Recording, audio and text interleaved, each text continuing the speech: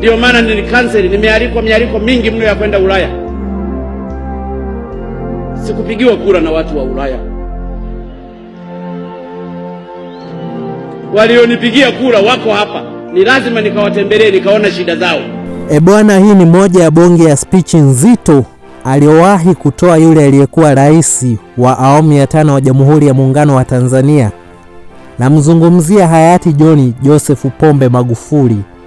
Yaani hii ni speech ambayo ilimpelekea yeye kwenda kaburini. Nimekusogezea hii hotuba ya Jembe la Chato lilipokuwa kule Musoma. Hebu isikilize kwa makini. Utagundua jambo. Vita sana na mabeberu. Hamwezi, ni gharama kubwa, ni nini? Watawaambia mbona hamtumii gesi? Gesi yote wameshaichukua wao. Ukitaka kuchukua gesi kule, percentage kubwa wanadai wao, wanajilipa kwa sababu ndio walishiriki kufumbua ile gesi.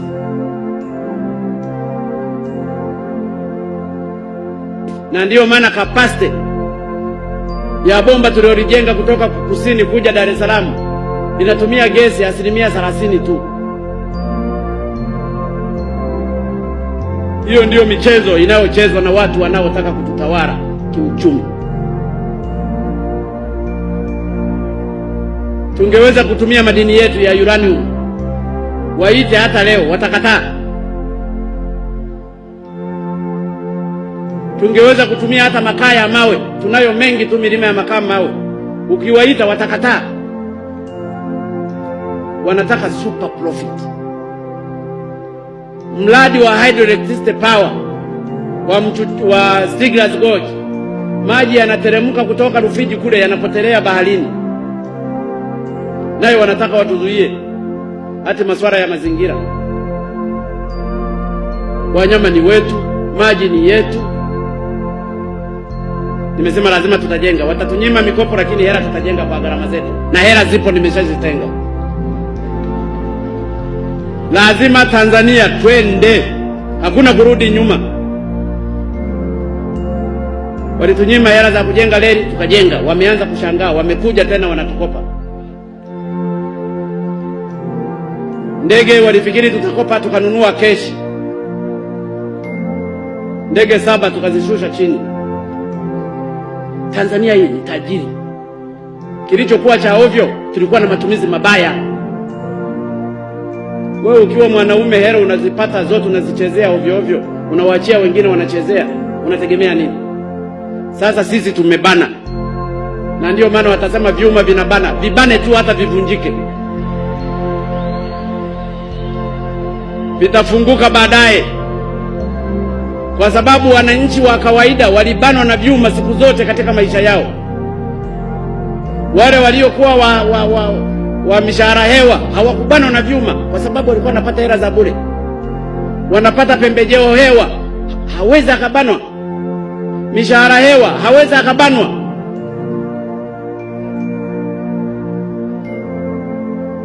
Tripu hewa, kila siku watu walikuwa wanapishana Ulaya. Anafika airport, analetewa na mke wake nguo, anabadilisha, anarudi tena. Hawezi akaviona vyuma vimebana kwa sababu maisha yake ni kule juu. Na ndiyo maana nimesema, ndugu zangu, mimi nilizunguka Tanzania hii kwa barabara. Ninajua maisha ya Watanzania. Nilichaguliwa na watu maskini. Ni wajibu wangu kuwatoa kwenye umaskini waweze kwenda kwenye maisha mazuri. Ndio maana nilikanseli, nimealikwa mialiko mingi mno ya kwenda Ulaya. Sikupigiwa kura na watu wa Ulaya. Walionipigia kura wako hapa. Ni lazima nikawatembelee, nikaona shida zao. Inawezekana leo nisingejua tatizo la maji la Musoma, si ningekuwa Ulaya. Inawezekana leo nisingejua tatizo la Bunda, si ningekuwa nina Bunda Ulaya.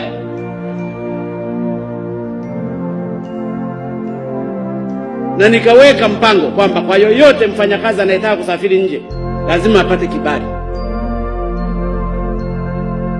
Ninafanya hivyo ndugu zangu, si kwamba mimi ni mkatili sana. Ninafanya kwa manufaa ya Wanamsoma na Watanzania wote. nataka tuiache nchi ikiwa mahali fulani, ili yule atakayekuja baada ya mimi aruturudishe tena kule nyuma. Akiwa ni wa maana, tutaenda mbele. Haya ninayoyasema sio kwamba yanawafurahisha sana watu. Wapo wengine wananuna, lakini waache wanune, ukweli utabaki ni ukweli.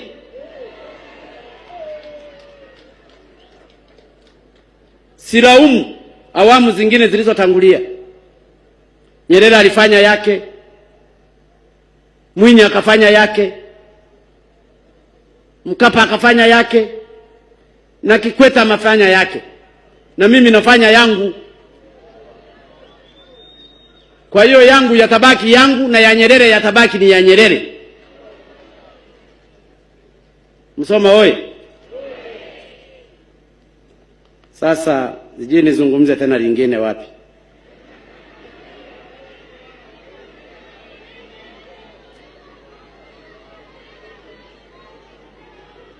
Sasa nataka niruhusu maswali matatu. Kuna jambo umegundua? Basi achia komenti yako hapo chini kwenye comment section.